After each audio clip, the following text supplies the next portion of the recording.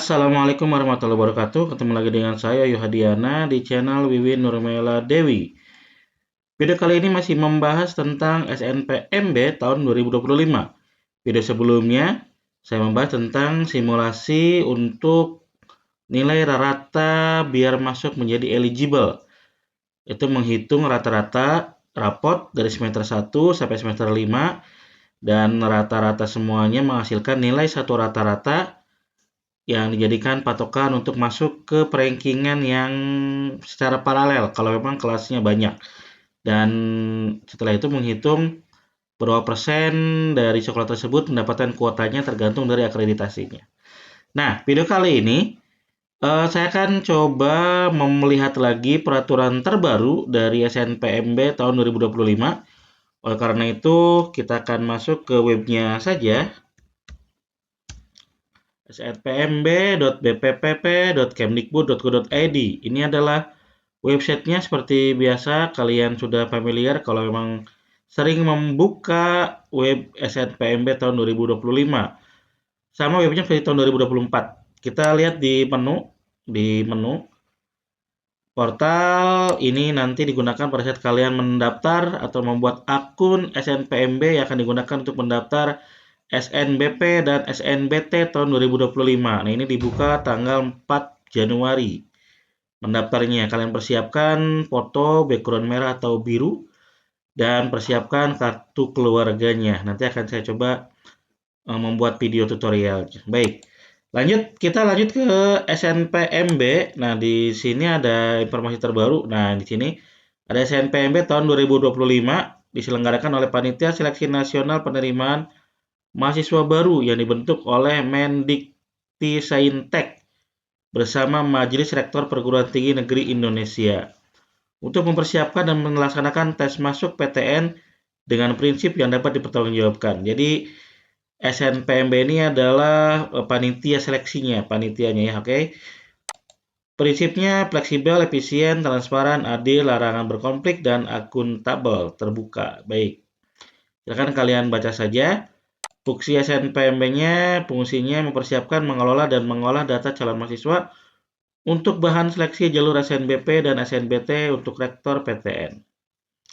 Melaksanakan ujian berbasis komputer atau UTBK dan menyampaikan hasil UTBK pada peserta dan rektor PTN. Nah, ini berarti fungsinya seperti itu. Tujuannya memfasilitasi PTN memperoleh calon mahasiswa berdasarkan prestasi akademik atau non-akademik dan prestasi lainnya melalui jalur SNBP. Memfasilitasi PTN memperoleh calon mahasiswa berdasarkan hasil UTBK melalui SNBT. Jadi hanya dua tujuannya, melaksanakan SNBP dan melaksanakan UTBK. Baik, karena sesuai alur, yang pertama muncul adalah SNBP. Baik, kita akan ke SNBP saja. Di SNBP ada informasi umum di sini. Nah, kemarin di video sebelumnya kuota sekolahnya nggak ada ya. Kita buka sekarang kuota sekolahnya ada. Coba kita lihat kuota sekolah dulu ya, apakah sudah muncul atau belum. Kalau dijadwalkan tanggal 28 Desember tahun 2024 untuk kuota sekolah kita lihat. Nah, ini tampilan untuk kuota sekolah. Bisa berdasarkan lokasi, bisa berdasarkan NPSN. Kalau tinggal tulis SPNS-nya. Coba kita berdasarkan lokasi di sini muncul atau belum. Pilih provinsi, saya di Provinsi Jawa Barat. Kabupatennya Kuningan dan berarti nama sekolahnya belum. Berarti memang belum dibuka untuk kuota sekolah. Nanti dibukanya tanggal 28 Desember tahun 2025. Kita balik ke informasi umum. Ada beberapa informasi umum di sini memberikan kesempatan kepada siswa. Tujuan SNPM adalah memberikan kesempatan pada siswa SMK dan MA di dalam dan di luar negeri sekolah Republik Indonesia atau SRI yang memiliki prestasi unggul untuk menempuh pendidikan tinggi di perguruan tinggi negeri. PTN adalah perguruan tinggi yang diselenggarakan oleh pemerintah melalui PTN akademik dan atau vokasi. Akademik itu berarti kayak PTN yang UI, ITB, IPB. Kalau vokasi berarti kayak Polbat, Polman, PNJ, Polines gitu ya. Nah, memberikan peluang kepada PTN untuk mendapatkan calon mahasiswa baru yang punya prestasi akademik tinggi dengan kuota minimum 20% dengan biaya ditanggung pemerintah. Jadi kuota minimumnya 20%. Kenapa? Maksudnya apa? Maksudnya adalah dari SNBP itu contoh, dari SNBP itu eh dari salah satu jurusan itu maksimal mahasiswanya 100 dalam satu tahun atau dalam penerimaan di tahun 2025. 100 orang kuotanya. Nah, di SNBP itu 20%-nya minimum, berarti bisa lebih dari 20% sebenarnya sih. Minimumnya 20%, berarti kuota SNBP-nya hanya 20 orang. Nah, di video sebelumnya saya udah bahas kalau tidak salah. Kalau tidak salah itu kuotanya seperti ini. Kuota SNBP itu 20%, kuota SNBT itu 50%, dan kuota mandiri itu 30%. Jadi di SNBT itu 50% banyak. Kalau kuota seluruhnya mahasiswa di jurusan tersebut 100 orang, berarti SNBT itu 50 orang. Sedangkan SNBP-nya hanya 20 dan mandirinya 30 sisanya. Seperti itu ya. Tapi ini minimum loh, tergantung dari kampusnya masing-masing. Bisa up dan tidak mungkin ke bawah. Bisa 21%, bisa 20%, tergantung dari kampusnya masing-masing. Ya, ini tujuannya. Di ketentuan umum, SNBP dilakukan berdasarkan hasil penelusuran prestasi akademik dan menggunakan rapot serta prestasi akademik dan akademik siswa yang telah ditetapkan di PTN.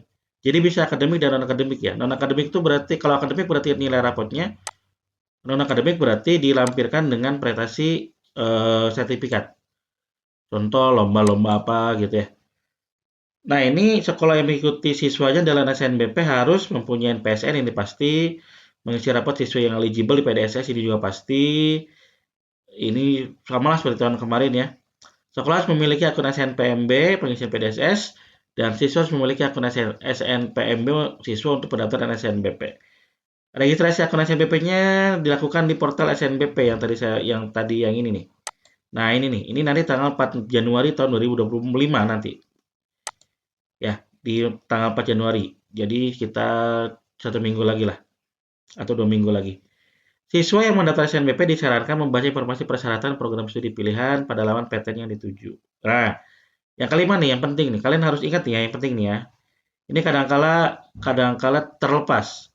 Siswa yang dinyatakan lulus seleksi jalur SNBP 2025, SNBP 2024, dan SNBP tahun 2023 tidak dapat mendaftar UTBK SNBT tahun 2025. Ini otomatis ya. Jadi yang lulus tahun 2025 yang terbaru, yang tahun kemarin 2024, yang tahun sebelumnya tahun 2023 tidak bisa mendaftar UTBK SNBT tahun 2025. Lah ngapain? Udah aja kalau memang kalian sudah diterima di SNBP tahun 2024, sudah saja enjoy kuliahnya.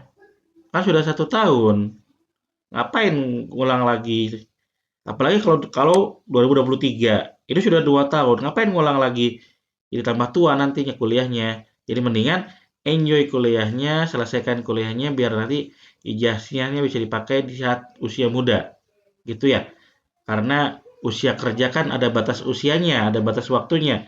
Jadi mendingan sudahlah kalau sudah diterima di SNBP 2023, SNBP 2024, dan SNBP 2025, jangan berharap atau tidak, kalau ini otomatis kalau SNBP 2025 ya, tidak dapat, gak usah berharap ikut UTBK lagi lah, nyantai saja, udah kuliah yang benar aja.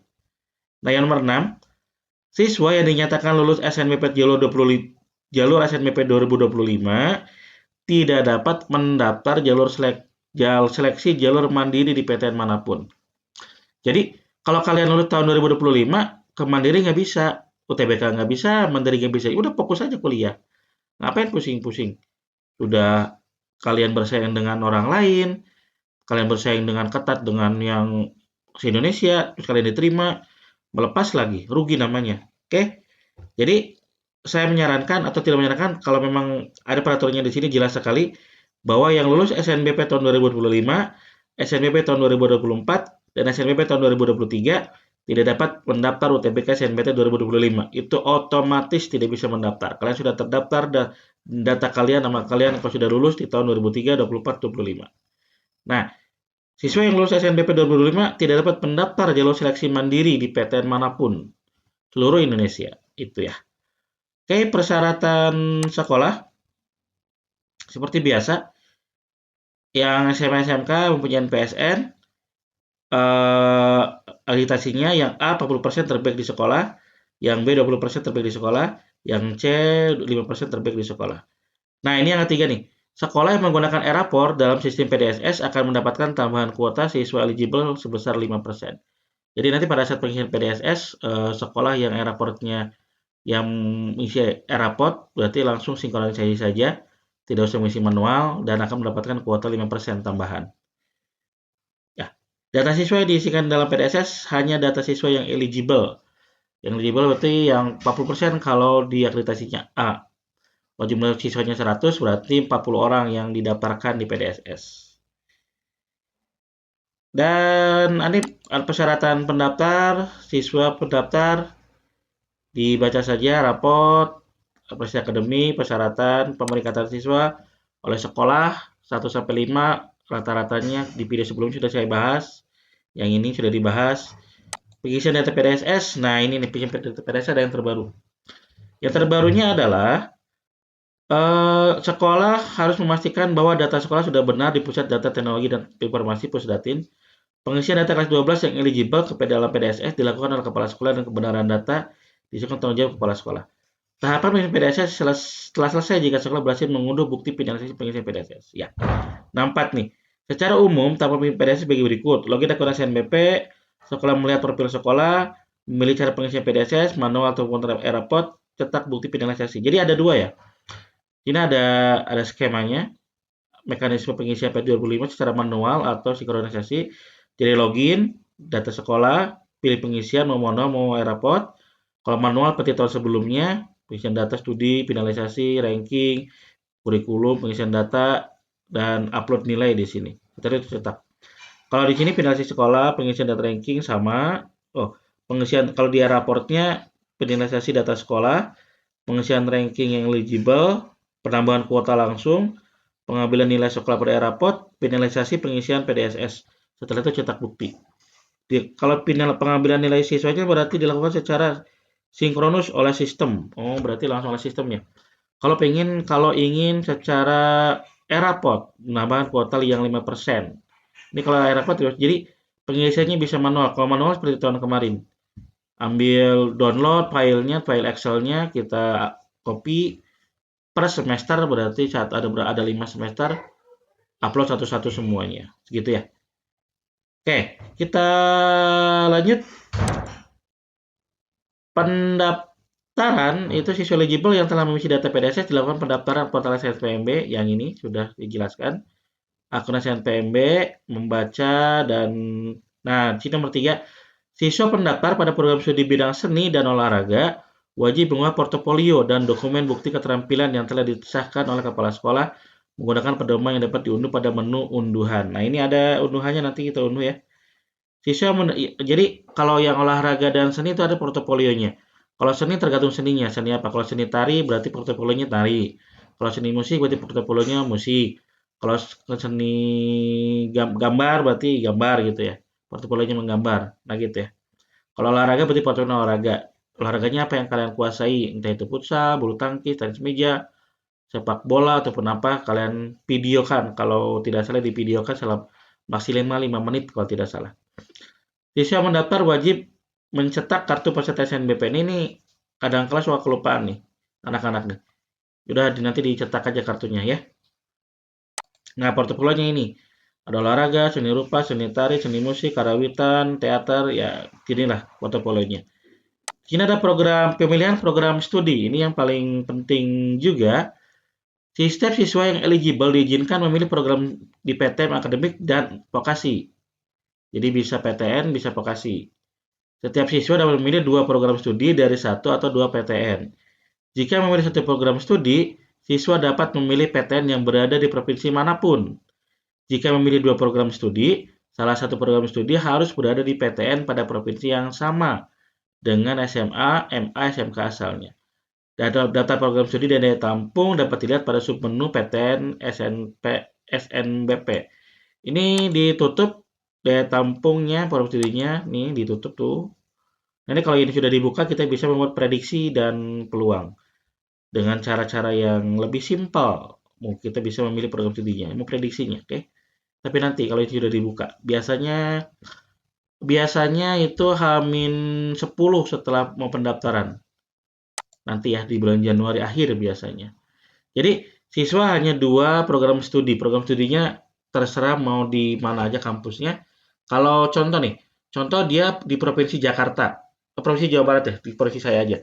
Di Provinsi Jawa Barat, sekolah aja di Provinsi Jawa Barat. Jadi siswa itu harus memilih 2 program studi yang ada di Jawa Barat kampusnya. Jadi Jawa Barat itu kampusnya ada 11 kalau tidak salah. 11 ya, Jawa Barat itu kampusnya 11. Terus kalau ternyata memilih salah satunya di provinsi luar provinsi Jawa Barat, berarti kalau milih dua program studi, satunya harus Jawa Barat. Contoh, pilihan pertamanya milih yang di Undip, berarti pilihan keduanya harus Jawa Barat. Tidak bisa pilihan keduanya itu Unsud. Tidak bisa pilihan keduanya Undip lagi, tidak bisa. Kalau kalian sekolah di provinsi Jawa Barat.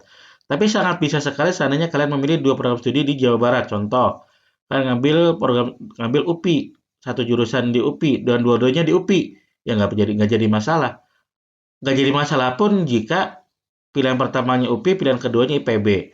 Pilihan pertamanya Unpad, pilihan keduanya IPB. Nah, UI, Universitas Indonesia, kalau tidak salah itu masuk di 2 provinsi. Tahun kemarin itu 2 provinsi.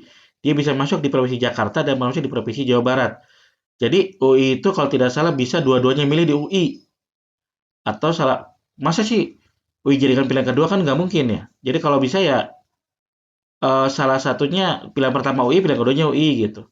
Nah, yang relate itu adalah jika kalian memilih 2 program studi di satu kampus, itu lebih bagus daripada dua program studi di 2 kampus atau di 2 universitas.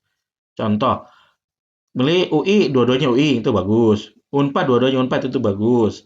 Kalau pengen di luar Jawa Barat berarti hanya satu aja milihnya bagusnya menurut saya ini mah ya. Contoh milih Undip, Undip bagus, udah satu aja.